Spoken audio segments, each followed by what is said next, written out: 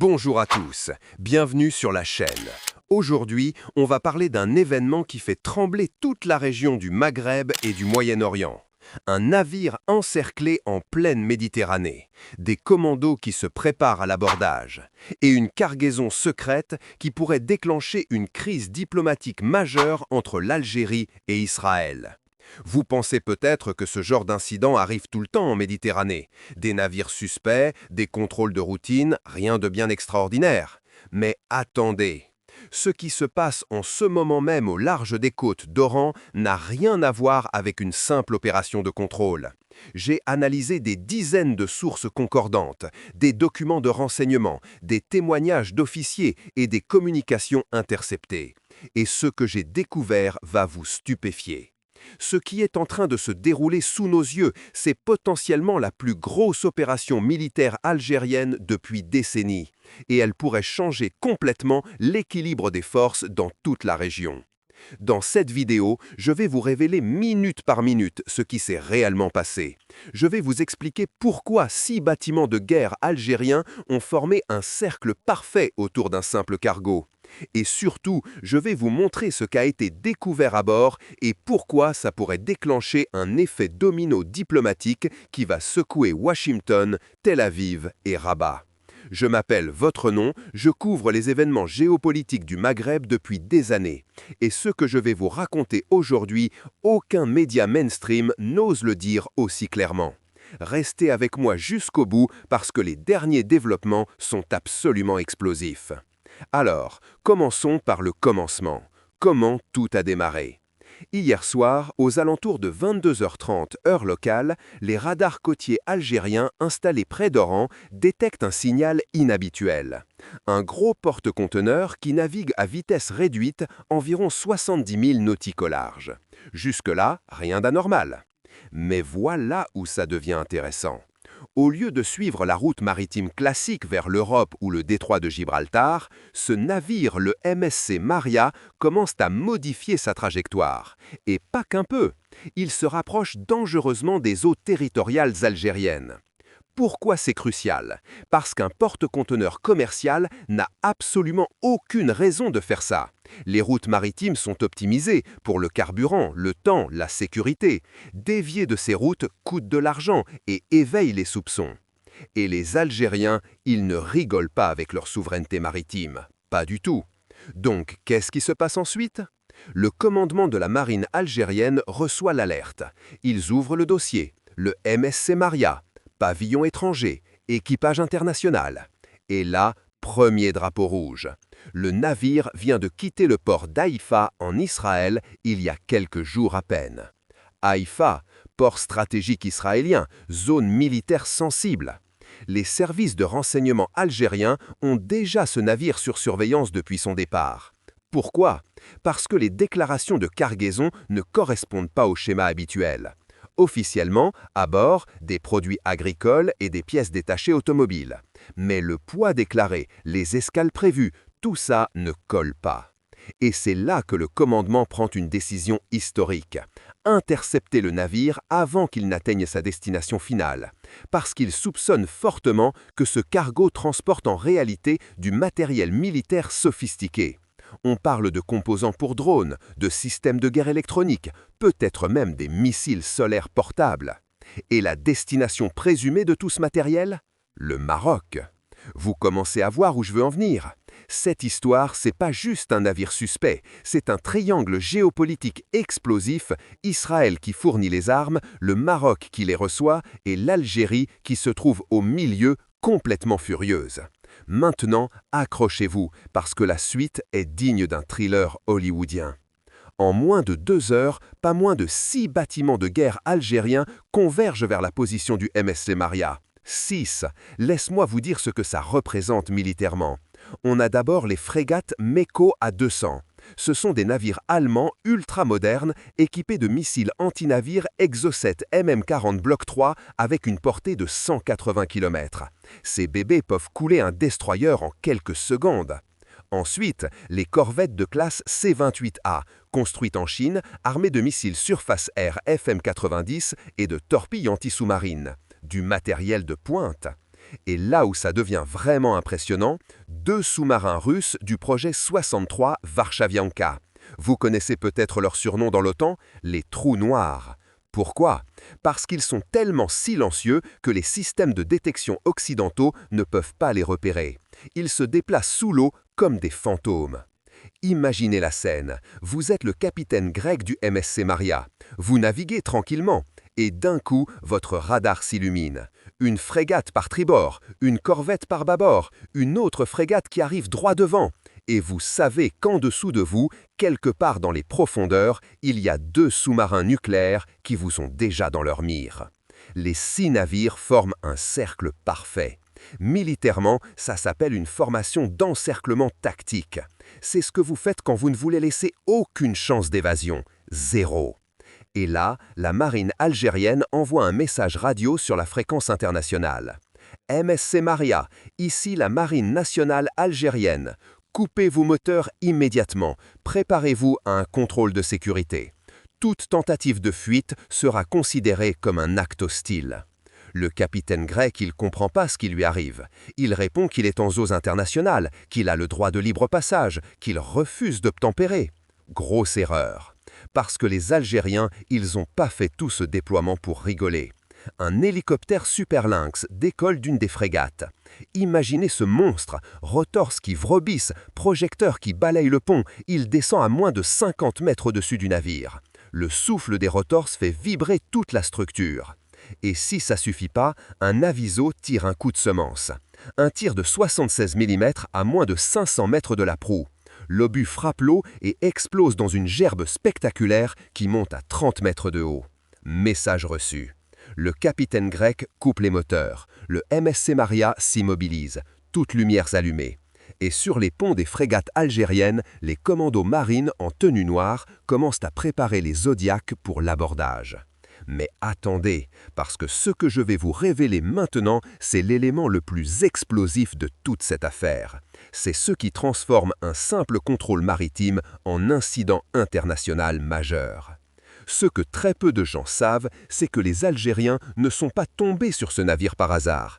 Ils le traquaient depuis plusieurs jours. Laisse-moi vous expliquer ce qui s'est vraiment passé en coulisses. Les services de renseignement militaire algériens, le DRS, ont des moyens d'écoute électronique absolument incroyables. On parle de stations d'interception de signaux fournies par la Russie et la Chine, capables de capter et déchiffrer des communications cryptées sur des centaines de kilomètres. Et selon plusieurs fuites publiées sur Telegram par des comptes proches de l'ANP, voilà ce qu'ils ont intercepté. Des communications cryptées entre le MSC Maria et un centre de commandement situé en Israël. Pas juste des messages anodins, non, des échanges opérationnels, avec des coordonnées GPS, des codes d'identification et surtout un nom de code qui revient en boucle. Opération Dragon.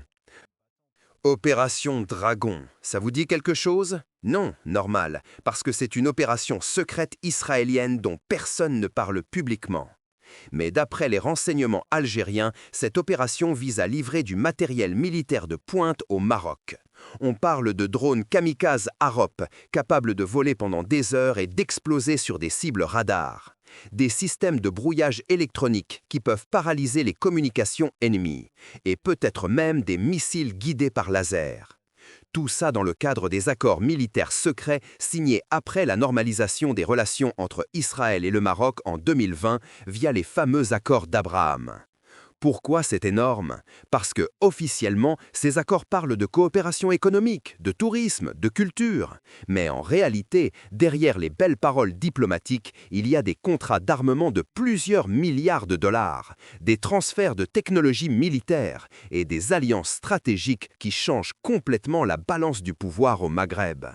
Et l'Algérie, elle regarde tout ça en serrant les dents, parce qu'elle se retrouve encerclée. À l'ouest, un Maroc de plus en plus armé et soutenu par Israël. À l'est, une Libye en chaos. Au sud, des groupes terroristes qui rôdent dans le Sahel. Donc, quand les Algériens interceptent des preuves qu'un navire israélien transporte des armes pour le Maroc en passant à quelques kilomètres de leur côte, c'est perçu comme une provocation directe, une gifle, une violation de leur souveraineté. Et ils décident de passer à l'action, immédiatement. Maintenant, parlons de ce qui s'est passé dans les couloirs du pouvoir algérien pendant cette nuit extraordinaire. Le président Abdelmajid Tebboune, il est réveillé en pleine nuit par un appel du chef d'état-major de l'armée. Il est 2 heures du matin. L'appel dure moins de 5 minutes, mais c'est suffisant. Tebboune donne l'ordre. Ne laissez pas ce navire repartir, tant que chaque conteneur n'aura pas été inspecté. S'il y a des armes à bord, je veux des photos, des vidéos, des preuves, et je veux que le monde entier le sache. Pourquoi cette réaction si ferme? Parce que pour Tebboune, c'est pas juste une question militaire, c'est une question de fierté nationale. C'est envoyer un message à Israël, vous pouvez armer le Maroc tant que vous voulez, mais ne vous avisez pas de le faire sous notre nez. Et le ministre de la Défense algérien, il publie un communiqué dans la foulée, un texte ultra dur qui dit en gros « Toute tentative de violer nos eaux territoriales ou de livrer des armes à des régimes hostiles sera considérée comme une déclaration de guerre. » Une déclaration de guerre. Laissez-moi répéter ça. Une déclaration de guerre. C'est pas du langage diplomatique habituel, c'est une ligne rouge tracée au marqueur rouge fluo. C'est dire à Israël et au Maroc, on est prêt à aller jusqu'au bout, même si ça signifie un affrontement armé. Et pendant ce temps, à Tel Aviv, silence radio total. Pas de communiqué officiel, pas de réaction du ministère de la Défense israélien, rien. Mais officieusement, des sources à Tel Aviv commencent à parler. Ils disent que le MSC Maria est un simple navire commercial affrété par une société privée, que la cargaison est légale, et ils accusent l'Algérie de piraterie moderne, de violer le droit international maritime. Piraterie moderne, vous voyez un peu le niveau d'escalade verbale ? Et au Maroc, c'est la panique.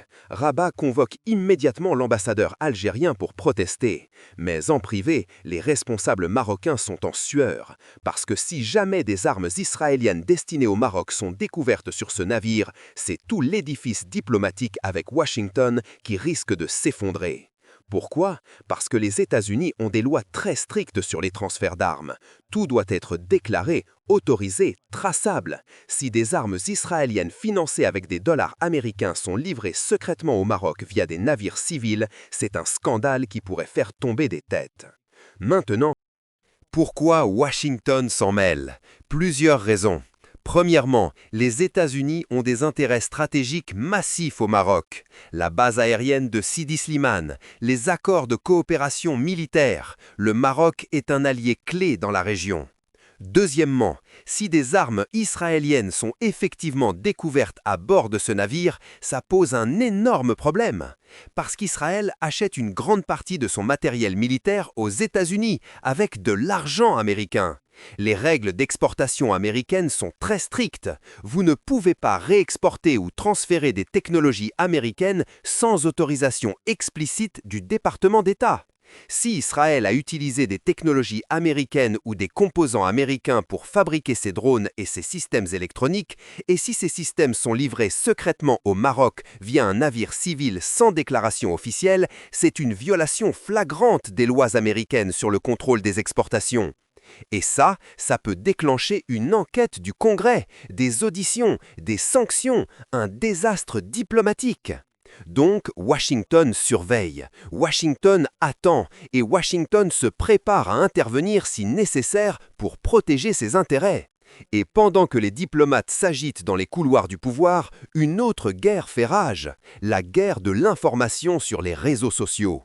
En Algérie, c'est l'explosion. Les hashtags « Armée algérienne protège la patrie » et « À Israël ne passera pas » sont en top tendance sur X, sur Instagram, sur TikTok, des millions de vues en quelques heures. Les jeunes Algériens partagent des montages vidéo où on voit le président Tebboune en tenue militaire avec la légende « Nous ne plions jamais devant personne ». Des photos des frégates algériennes encerclant le MSC Maria circulent partout. Des vidéos filmées depuis les bâtiments de guerre montrent les projecteurs braqués sur le porte-conteneurs immobilisés, les commandos en position. L'ambiance sur les réseaux algériens, c'est de la fierté nationale à l'état pur. Les commentaires disent « Enfin on montre nos muscles, enfin on défend notre souveraineté. L'Algérie est la première puissance militaire du Maghreb et personne ne peut nous défier. » Mais côté marocain et israélien, c'est une autre histoire. Les comptes pro-marocains parlent d'actes de piraterie, de violation du droit international. Ils disent que l'Algérie cherche juste à créer des tensions pour détourner ses problèmes internes. Et côté israélien, les trolls des réseaux sociaux commencent à inonder les comptes algériens de messages moqueurs. Ils disent que l'Algérie est paranoïaque, que c'est juste un navire commercial, que les Algériens voient des complots partout. Mais la vérité, c'est que cette guerre de l'information fait partie intégrante de la stratégie globale. Chaque camp essaie de contrôler le narratif. Chaque camp essaie de convaincre l'opinion publique internationale que c'est l'autre qui a tort. Et pour l'instant, l'Algérie est en train de gagner cette bataille médiatique parce qu'elle a les images, elle a les preuves, elle a les photos des caisses marquées Israel Aerospace Industries. Outro, récapitulatif et appel à l'action. Alors, récapitulons tout ce qu'on vient de voir ensemble parce que franchement, c'est énorme. On a un navire marchand, le MSC Maria, qui quitte le port de Haïfa en Israël, avec une cargaison officiellement déclarée comme agricole, mais qui en réalité transporterait du matériel militaire sophistiqué destiné au Maroc dans le cadre de l'opération secrète Dragon. Les radars algériens détectent ce navire, qui modifie sa trajectoire pour se rapprocher dangereusement des eaux territoriales algériennes. Alerte maximale. En moins de 2 heures, 6 bâtiments de guerre algériens, dont 2 sous-marins russes ultra silencieux, encerclent le navire. Formation tactique parfaite, 0 chance d'évasion. Le capitaine grec refuse d'abord d'obtempérer, mais après un survol à basse altitude par un hélicoptère Super Lynx et un tir de semonce qui explose à 500 mètres, il comprend le message. Moteur coupé. Les services de renseignement algériens révèlent qu'ils ont intercepté des communications cryptées entre le navire et un centre de commandement israélien, mentionnant explicitement l'opération Dragon. Le président Tebboune est réveillé en pleine nuit. Il donne l'ordre. Inspection complète. Pas de départ tant qu'on n'a pas tout vérifié. Les commandos marines algériens abordent le navire à 4 heures du matin. Opération militaire parfaitement exécutée.